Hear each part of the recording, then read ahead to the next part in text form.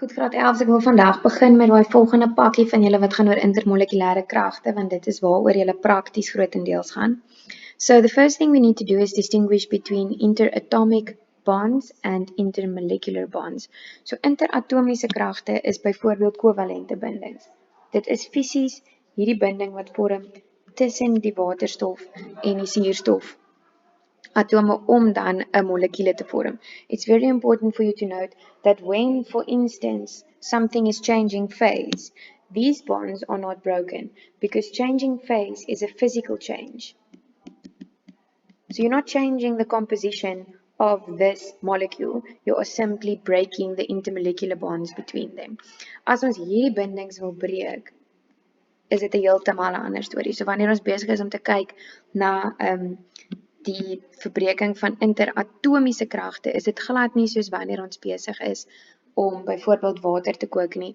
Water wat gekook het is nog steeds water, hy is net in 'n ander fase. Now when we get to intermolecular bonds, this explains most of the physical properties of a substance.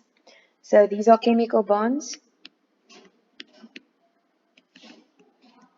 And when we break these chemical bonds, then it is another molecule that forms. Terwyl hierso, wanneer ons gaan kyk na die interatomiese kragte wat gebreek word, beteken dit die fisiese eienskappe van die stof is besig om te verander. Byvoorbeeld, dit vries, of dit kook, of dit verdamp, of wat ook al. That we attribute to the intermolecular forces. And the practical that you are going to do will look at stuff like the surface tension or how much a liquid would tend to make a meniscus and stuff like that. But we get to that later. So dis baie belangrik dat julle sien tot dusver het ons gewerk met kovalente bindings wat interatomiese kragte is, maar nou gaan ons werk met intermolekulêre kragte. Okay, we've already talked about polar and non-polar molecules. So you can read through those, but I want to get to this table to just explain it to you. So here we have 3 different types. I'm going to say types of molecules because we have molecules which have covalent bonds, and then we have these ionic substances, maar hulle is tussen metale en nie metale.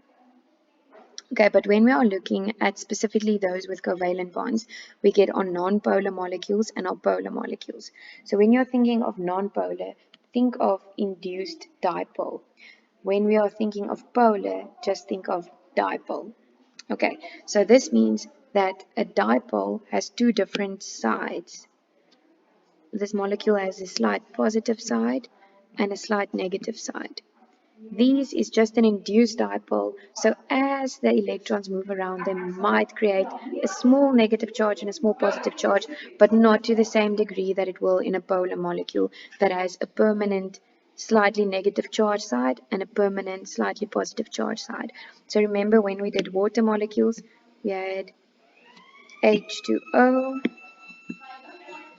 and we said it would form a permanent dipole pointing upwards, so that'll be the negative side, and this will become the positive side.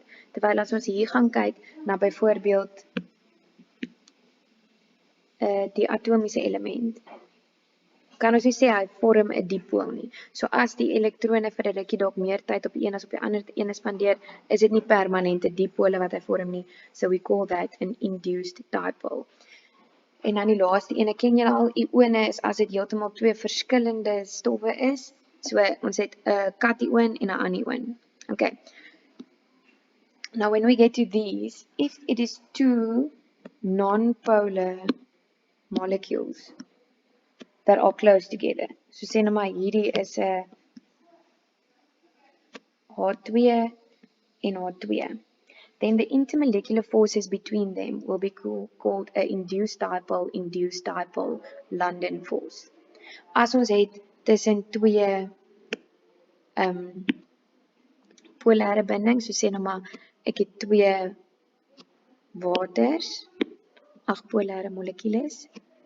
So let's say we have 2 waters, then the force between them, we will call this a dipole, and we'll talk more about the hydrogen bonds later. And when we have between two ions, or actually just two different charges, we call that a Coulomb force. Okay, maar nou as ons aangaan op hierdie ene, wanneer jy byvoorbeeld H2 molekule het wat naby aan 'n watermolekule is, then there will also be a force between the two of them. But this one will be called, the force between the two of them will be called a dipole-induced dipole. Want die dipool kom van hierdie ene af en die geïndiseerde dipool kom van hierdie ene af. But we always put the stronger one first. So you can remember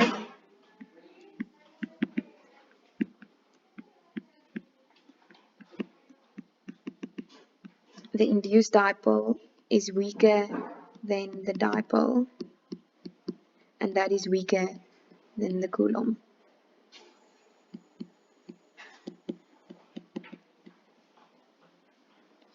Okay, so nou as ons verder gaan en ons sê, hierso het ons nou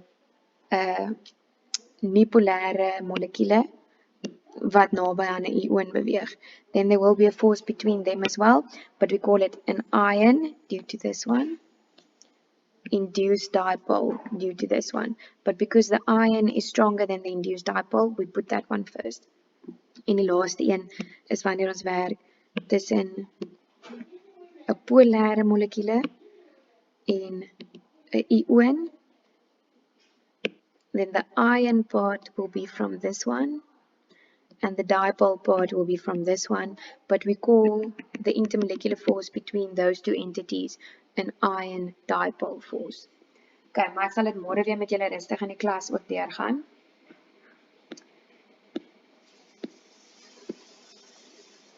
Okay, so they tell you in the table, under non-polar molecules, we also have our noble gases. Now, edelgasse is nie molekules nie, hulle is monoatomies, want hulle reageer mos nie, maar ons moet hulle in die tabel insluit, want tussen twee heliums byvoorbeeld, so onthou hier is mos nou nie molekules nie, maar tussen twee heliums gaan daar nog steeds kragte wees, en ons gaan hierdie krag geïndiseerde dipool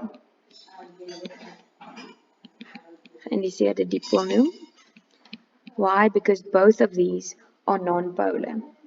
Okay, dan sê hulle ook vir jou in die tabel word ione ook ingesluit. Nou, ioniese verbindings is nie molekules nie, daarom is die kragte tussen ione nie werklik intermolekulêr nie, maar ons sit hulle net in om die lys volledig te maak, en dan in 'n dubbelnaam word die sterkste polariteit eers genoem. Dit het ek klaar vir julle gesê, ion is sterker as dipool, dipool is sterker as geïndiseerde dipool. So if we have an ion interacting with something that is polar, then this one will be stronger than this one, so I'm going to say ion polar bond. But if this one was also a polar molecule, then you call it dipool.